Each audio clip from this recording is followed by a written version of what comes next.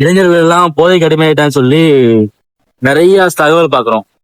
இளைஞர்கள் இல்லாம இல்லை அப்படின்னா கிடையாது. ஒருத்தனை மட்டும் டார்கெட் பண்ணி ஒட்டுமொத்த ஒரு இளைஞர் சமூகத்தை நம்ம வந்து கார்னர் பண்றோம். அதாவது ஒரு கிளாஸ் ரூம்ல ஒரு 100 பேர் இருக்காங்க அப்படின்னா லாஸ்டா இருக்க ஒரு 4 பேர் தான் வந்து எல்லா சேட்டையும் பண்ணுவான். ஆனா அவனை வச்சுக்கிட்டு ஒட்டுமொத்த கிளாஸ் ரூமையுமே நம்ம வந்து பிளேம் பண்ற மாதிரி தான் இது வந்து நான் பாக்குறேன்.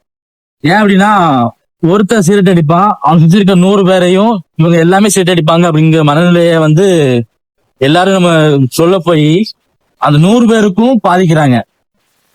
அப்போ யாரு தப்பு பண்றாங்களோ அந்த இளைஞனை மட்டும் தண்டிக்கிறத வேற விட்டுட்டு ஒட்டுமொத்த இளைஞர் சமூகமே இப்போ மதுவின் பின்னாலும் சரி போதையும் பின்னாலும் சரி போய்கிட்டு இருக்கு அப்படிங்கும்போது வந்து அப்படின்னு சொல்றது வந்து பெரிய தவறு.